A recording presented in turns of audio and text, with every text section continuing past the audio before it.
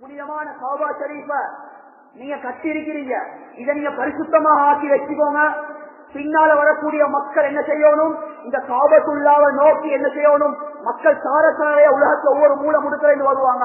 அவங்க வந்து என்ன செய்வாங்க? ருக்கூல, சுஜூத்ல, தியானத்துல, திக்ரோட, அல்லாத சிந்தனையோட இந்த இடத்துல இருப்பாங்க. அதுக்கேற்ற மாதிரி இந்த கஅபா ஷரீஃப் அமைங்கன்னு சொல்லி அல்லாஹ் தஆலா குர்ஆன்ல அல்லாஹ் தஆலா சொல்றாங்க. யாரு அல்லாஹ்வுடைய கஅபா ஷரீஃப கண்ணியப்படுத்துவாங்களோ, யார் அல்லாஹ்வுடைய அந்த சின்னங்களை சிறப்பாக்குவாங்களோ, அல்லாஹ் அவர்களோட உள்ளத்துல தக்வாவை போடுவான். இவர்களோட உள்ளத்துல தக்வா இருக்கிறதுக்கு அடையாளம் சொல்லி அல்லாஹ் தஆலா குர்ஆன்ல அல்லாஹ் விளக்கப்படுத்துறான். அல்லாஹ்ட பயம் இல்லாதவன் அந்த இடத்துல போனாலும் தவறு செய்வான். அல்லாஹ்ட அச்சம் இல்லாதவன் அந்த இடத்துல போனாலும் அல்லாஹ்ட பயம் வராது.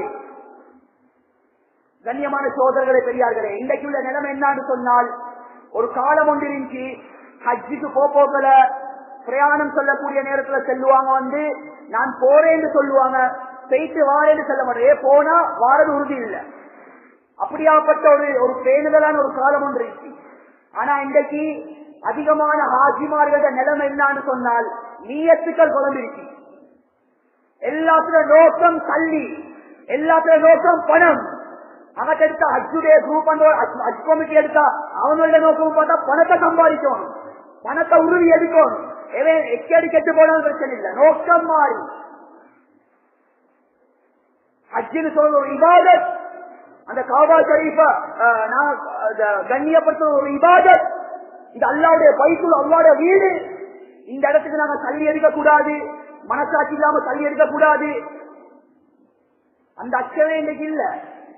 எந்த அளவுக்கு இந்த வருஷம் கோர்ட் மட்டும் வைத்து ஒரு கோட்டா எடுக்கிறதுக்காக வேண்டி கோர்ட் மட்டும் வழக்கு விசாரணைக்கு பேசி எவ்வளவு பெரிய கேவலம். கண்ணியமான சகோதரர்களே, பெரியார்களே, நிறைய ஹாஜிமார்கள், கண்ணியமானவர்களே, எல்லாத்தையும் சொல்ல வரல, காபத்துல்லாவுக்கு போயிட்டு அந்த இடத்துல எத்தனையோ தன்னுடைய ஹஜ்ஜுடைய அந்த சிறப்பம்சங்களை ஒரு மொபைல் போனால இல்லாமல் ஆகிக்கொள்றாங்க. ஆரம்ப காலத்துல ஹஜ்ஜுக்கு போனா மனைவி வெயிட்டிங்ல இருப்பா, மாப்பிள்ள வரமாட்டாரா, ஒரு தொடர்புமே இல்லை. இன்றைக்கு என்ன நடந்திருக்கு? காபத்துல்லாவுக்கு போன ஒரு செல்ஃபி அடிச்சாச்சு, கொண்டாட்டிக்கு அனுப்பியாச்சு. காபத்துல்லால பேர் சொல்லுறாரு, பார்த்தா கொண்டாட்டி அங்கிருந்து பார்த்து கொண்டிருக்கிற லைவ்ல. இது என்ன இபாதத்? இது என்னாச்சு? படமா காட்டுறீங்க. எவ்வளவு புரியமான அதாவது யாரும் விதிவிலக்கு இல்ல. எவ்வளவு பெரிய தீண்டாரியா இருந்தால் விதிவிலக்கு இல்ல. ஒரு போட்டோ வந்து அடிச்சு கொண்டாடி அனுப்பினா அவருக்கு திருப்தி. அப்ப எப்படி மவுத்துடைய சிந்தனை வரும்? எப்படி வாழ்க்கையில தக்குவா வரும்? எப்படி அந்த கஅபா ஷரீஃபை நான் கண்ணியப்படுத்தினேன் என்ற லிஸ்ட்ல நான் வருவேன்?